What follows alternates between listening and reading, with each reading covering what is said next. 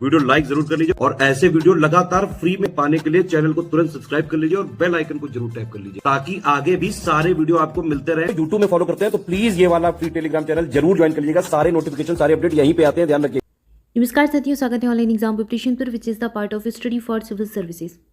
दोस्तों, इस वीडियो में हम पढ़ेंगे सामान्य हिंदी का एक टॉपिक विपरीतार्थक शब्द यानी कि विलोम शब्द, अपोजिट वर्ड यहाँ पर हम देखने वाले हैं और ये हमारा पहला भाग है इसका। और ये वीडियो आपका आरओ परीक्षा और आपका यूपी ट्रिपल एससी का एग्ज़ाम और भी जिस एग्ज़ाम में सामान्य हिंदी पूछी जाती है, जैसे अभी एमपीपीएससी का पेपर है उसमें सी सेट में आते हैं कुछ क्वेश्चंस, तो सभी परीक्षाओं के लिए महत्वपूर्ण रहेगा। विलोम शब्द सभी परीक्षाओं में पूछे जाते हैं। तो चलिए शुरुआत करते हैं। सबसे पहला शब्द दिया गया है उत्तम। उत्तम का विलोम होता है अधम।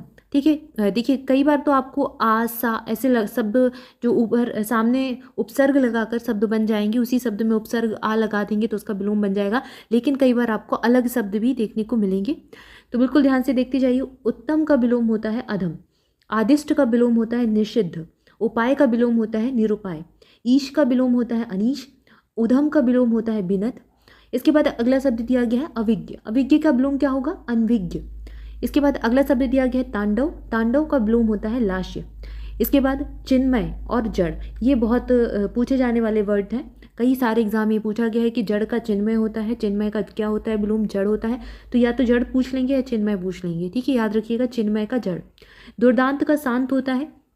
अगला शब्द है पूर्ववत। इसका विलोम होता है नूतनवत। पूर्ववत, नूतनवत। इसके बाद अगला दिया गया है आवर्तक। आवर्तक का विलोम होता है व्यावर्तक और अनावर्तक। रिपु, रिपु का विलोम होता है रिपु यानी कि दुश्मन और सुहृद यानी कि सखा या फिर मित्र। अटल, अटल का विलोम होता है ढुलमुल। अर्जन का विलोम होता है वर्जन। सर्वांग, विकलांग। यादृश्य, अन्यादृश्य। अवेक्षा का अनवेक्षा। आद्य का अंत्य। ऐषणा का अनैषणा। इसके बाद अरुचि का सुरुचि। इसके बाद यहाँ पर देखिए अरुचि दिया है, अरुचि का हो जाएगा सुरुचि। ईषद का अलम। प्रसारण का संकोचन या संकोचन। औपन्यासिक का अनौपन्यासिक और दाता का हो जाएगा क्या? सुम। अभिज्ञ का अज्ञ। विनीत का धृष्ट या उद्धत। घरेलू का वनैला। भौंडा भद्दा या कुरूप का सुंदर। आत्मा का अनात्मा। उत्तेजित का शमित। संवेदनशील का संवेदनहीन या फिर असंवेदनशील भी हो सकता है। अन्विति का अनअन्विति। ठीक है, ये याद रखना है, ये मिलते जुलते शब्द हैं और इनका विलोम बिल्कुल याद रखें। अन्न जुड़ जाएगा अन्विति में। अशन का अनशन। संकोचन या आकुंचन या संकोचन का हो जाएगा प्रसारण। संकोचन यानी सिकुड़ना और प्रसारण यानी वृद्धि होना।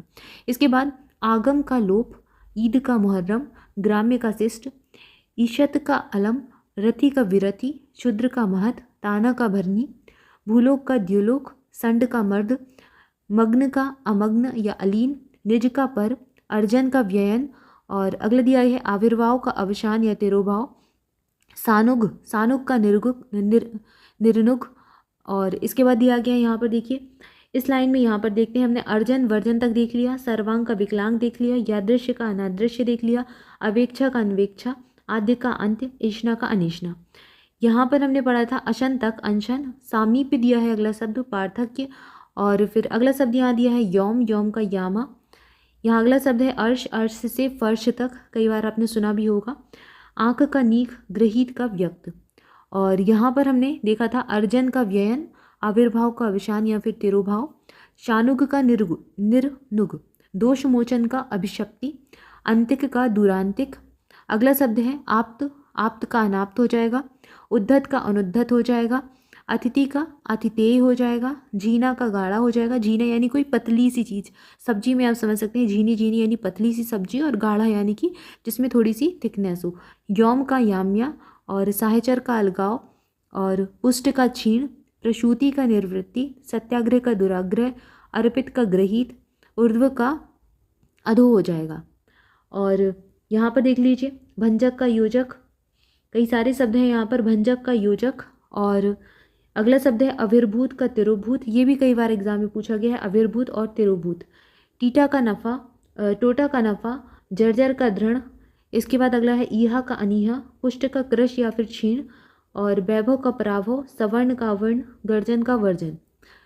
इसके बाद यहाँ पर हम देखते हैं अगला शब्द दिया गया है आँख। आँख का नीक होता है, गृहीत का व्यक्त होता है और ये शब्द भी पूछा जाता है यौम से यामी, का पुरुष का पुरुषार्थी, टोटा का फायदा। टोटा का यहाँ पर आपने नफ़ा भी पढ़ा था, नफ़ा का अर्थ फ़ायदा ही होता है जो भी आपको ऑप्शन में मिले। परिग्रहित भी काफ़ी इंपॉर्टेंट है, परित्यक्त होता है इसका अपोजिट, द्युति का अंधकार होता है, और प्रच्छन्न का प्रतिपन्न होता है, उद्धत का विनीत होता है, समाज का व्यक्ति, निषिद्ध का आदिष्ट होता है। यौम का याम्या, साहचर का अलगाव आपने पढ़ ही लिया, और ये आपने ऊर्ध्व तक देख ही लिए थे, ऊर्ध्व का अधो होता है। तो यहाँ पर हमने गर्जन, वर्जन, निषिद्ध, आदिष्ट, ऊर्ध्व, अधो ये पढ़े, ये शब्द हमने यहाँ तक कंप्लीट किए हैं। इसके आगे के जो शब्द हैं उनको हम अगले वीडियो में देखेंगे। अभी के लिए आप इतने याद कर लीजिए, बहुत इंपॉर्टेंट है, इनमें से प्रश्न बनता ही बनता है एग्जाम में। एक विलोम शब्द हुए, पर्यायवाची शब्द हुए, मुहावरे हुए, लोकोक्तियाँ, ये हर एग्जाम में टॉपिक पूछे जाते हैं। आपके जो भी एग्जाम होते हैं कॉम्पिटिटिव एग्जाम, अगर उसमें सामान्य हिंदी पूछी जा रही है तो ये टॉपिक पूछा ही जाएगा। तो याद रखिएगा, जुड़े रहे चैनल के साथ, वीडियो को लाइक जरूर करें, चैनल को सब्सक्राइब भी करें। Thank you for watching this video, thank you so much.